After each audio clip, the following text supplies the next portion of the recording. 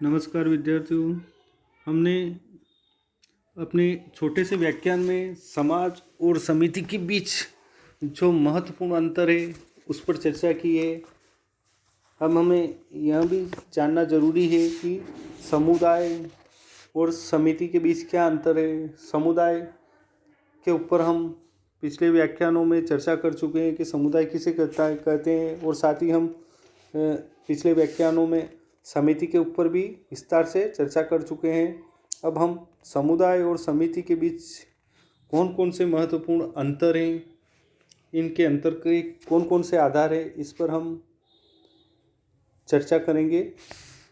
क्योंकि परीक्षा में अक्सर प्रश्न आता है कि समुदाय और समिति के बीच कौन कौन से अंतर है, स्पष्ट कीजिए।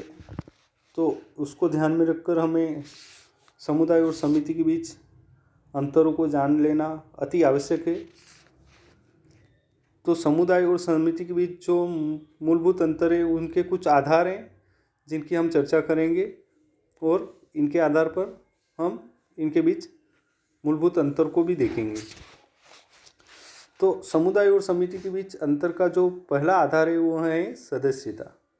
समुदाय की सदस्यता अनिवार्य होती है। व्यक्ति किसी न किसी समुदाय का सदस्य अवश्य होता है। हम देख चुके हैं कि मनुष्य जो होता है वह किसी न किसी समुदाय का सदस्य होता है, क्योंकि उसका जन्म किसी गांव, शहर या कस्बे में होता है, और यही समाजशास्त्र में समुदाय कहलाते हैं। अब हम समिति का देखते हैं। समिति की सदस्यता ऐच्छिक होती है। व्यक्ति चाहे तो सदस्य बने, चाहे तो नहीं बने। इस प्रकार स्पष्ट है कि समुदाय की सदस्यता अनिवार्य होती है, जबकि समिति की सदस्यता ऐच्छिक होती है, व्यक्ति की इच्छा पर निर्भर करती है। इसी प्रकार सदस्य संख्या के आधार पर भी दोनों के बीच अंतर किया जा सकता है।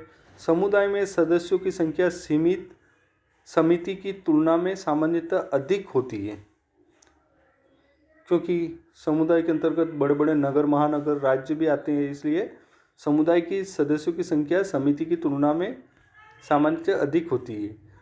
समिति में सदस्यों की संख्या समुदाय की तुलना में सामान्यतः कम होती है। तो सदस्य संख्या के आधार पर भी इन दोनों के बीच अंतर किया जा सकता है। इसी प्रकार सदस्यता क्षेत्र। एक व्यक्ति एक समय में केवल एक समुदाय का सदस्य होता है। एक व्यक्ति एक समय में अनेक समितियों का सदस्य हो सकता है। स्पष्ट है, एक समय में व्यक्ति एक ही समुदाय का सदस्य होता है। मान लो वो किसी नगर में है तो उसका सदस्य है, जबकि कई समितियों का एक व्यक्ति सदस्य हो सकता है। भूभाग। समुदाय एक निश्चित भूभाग में स्थित होता है, जबकि समिति का कोई निश्चित भूभाग या भौगोलिक क्षेत्र नहीं होता है।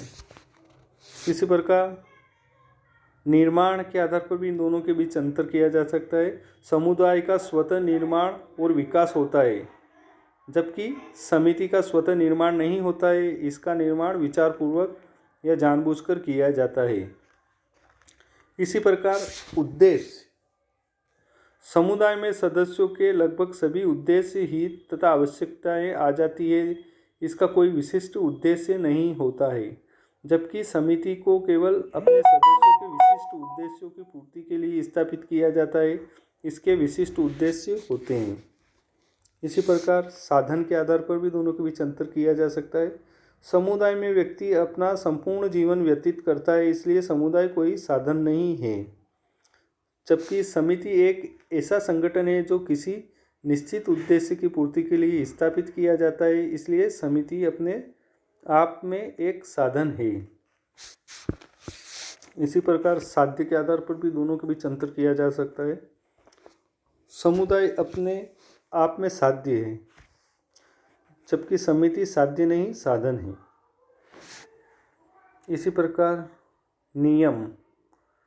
समुदाय में सामान्य नियम होते हैं, इसकी संपूर्ण व्यवस्था होती है, जबकि समिति में सामान्य नियम नहीं होते, इसमें विशिष्ट कार्य प्रणाली होती है। इसी प्रकार संरचना जो है उसके आधार पर भी दोनों के बीच अंतर किया जा सकता है। समुदाय की सामान्य संरचना होती है, इसी प्रकार समिति एक की विशिष्ट संरचना होती है, सदस्यों की परिस्थिति और भूमिका होती है। इसी प्रकार हम अंतर का एक और आधार है स्थायित्व। समुदाय स्थायी होता है, उसकी प्रकृति स्थायी होती है, जबकि समिति अस्थायी होती है, उसकी प्रकृति अस्थायी होती है। उद्देश्यों की पूर्ति खत्म, समिति खत्म। इसी प्रकार वृहदता के आधार पर भी अंतर किया जा सकता है। समुदाय में अनेक समितियां होती हैं, यह बहुत बड़ा होता है, जबकि समिति लघु होती है। तो हमने समुदाय और समिति के बीच जो मूलभूत अंतर है उनकी चर्चा की है। इस आधार पर हम समझ सकते हैं कि समुदाय और समिति के बीच क्या अंतर है। धन्यवाद।